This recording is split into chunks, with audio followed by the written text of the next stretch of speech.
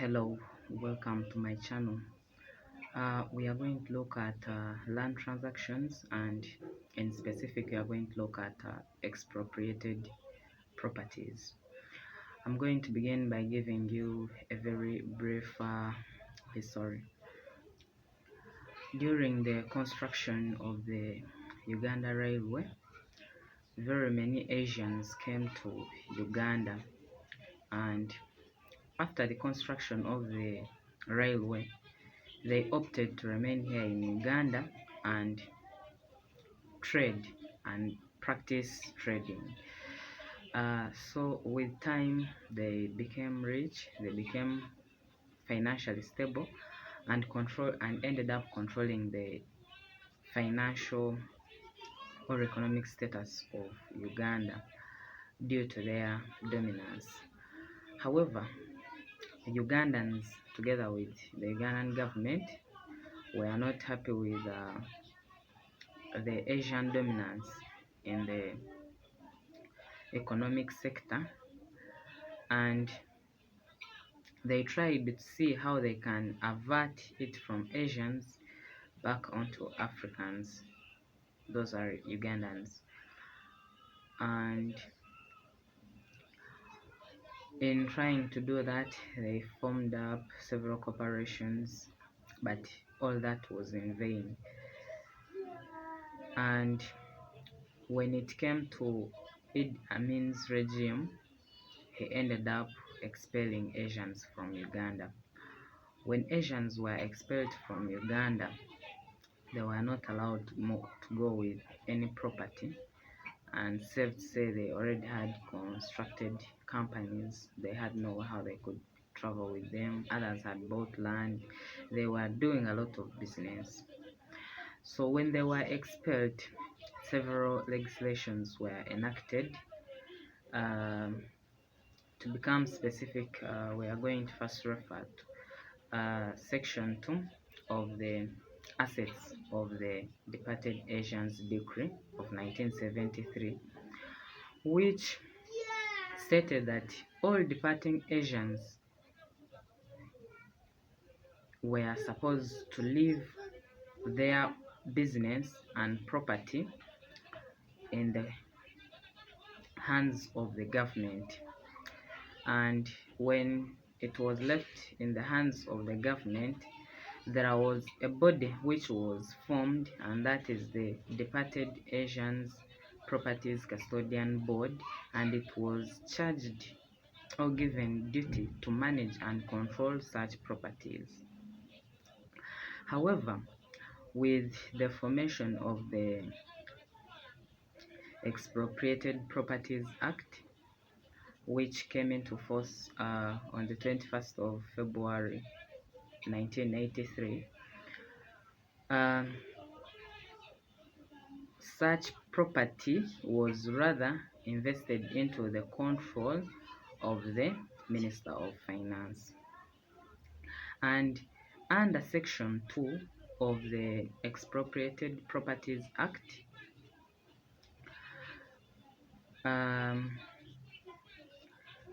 such property includes, under subsection 1 of Section 2, property which was taken by government and controlled by the Departed Asians Properties Custodian Board. Then welcome back from that short break. We are looking at the property which was taken up or managed and controlled by the Minister of Finance after the coming into force of the Expropriated Properties Act of 1973, that is Cap 87. Such property includes: 1. The property which was taken by government and managed by the Departed Asians Properties Custodian Board. Then secondly, the property which was taken up by government under the Properties and Business Acquisition Decree of 1975. Then also property which was taken up by government in any other form, say property which was acquired by government by the repealed National Trust Decree of 1971. Then, however, when Idi Amin Dada got off power, the Asians were given chance to come back and repossess their property. Under Section 4 of the Expropriated Properties Act, Cap 87, whereby such a person would come back to Uganda and apply for repossession of his property, and when the Minister of Finance felt that such a person would make government gain from his repossession, he would give him that possession. When the minister saw that there was no need for joint ownership of that owner together with the government, he would grant it to him. And when the minister was satisfied that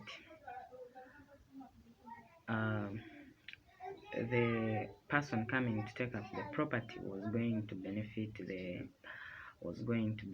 the entire public. So I was talking about joint ownership under Section 5. When the Minister of Finance felt like it was more beneficial when government co-owned that property with the previous owner, who is the Asian, the Minister of Finance would inform the owner about the government's interest to co-own that property with him, and the government would own that property with that person. Under the disposition of such properties in any other way, under Section 9 of the Expropriated Properties Act, the Minister of Finance would give that land to any person as long as the minister is satisfied that that person is going to handle and take care of that land in an appropriate manner. Then we also have disposition by sale. That land was also sold off, most especially when the person failed to come and apply for repossession of his property within the prescribed time, which under Section 4 of the same act is 90 days. So when a person failed, and when negotiations for co-ownership between that person and government failed, then when government was not satisfied that that person coming back to possess the land about the benefits after that person has repossessed the land, then lastly, when that person was granted a letter of repossession but failed to come and physically repossess his land here in Uganda for a period exceeding 120 days, that the minister was guaranteed, after a presumption that that person is no longer coming, to sell off that land. However, when after all that happening, the person who had made improvements on that property was entitled to compensation by government, that is under section 12 subsection 3. For example, if government sold you that land, and after selling you that land, the owner comes and seeks repossession. When repossession is granted, that owner was by statute reprimanded or required to pay compensation for such developments. Then one skip the subsection 2 of section 12. When government decided to co-own that land with the owner, government was supposed to compensate that person for the previous developments made over that property or business.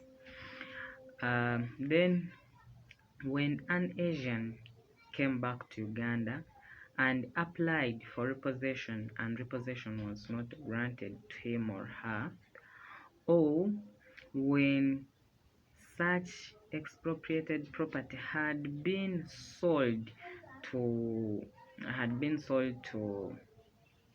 a person or a tenant, and the owner came back and such land was granted back to the owner, and the person who had bought that property felt dissatisfied, under section 15 of the Expropriated Properties Act, such a person was entitled or allowed to make an appeal to the High Court of Uganda. However, that appeal was limited to a specific duration.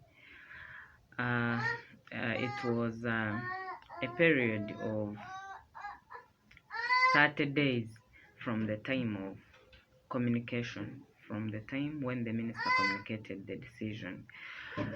But a few technicalities apply. For example, if such communication was written and dropped to the post office address, which is here in Uganda, and the person is a Ugandan, there was a presumption that the person received that message within a period of 14 days, and if you were abroad or outside Uganda, there was a presumption that you received that message after a period of 21 days lapsing, and after those 21 days lapsing, then you were expected to file a petition or an appeal within a period of 30 days. Yeah, thank you for watching. Subscribe to my YouTube channel.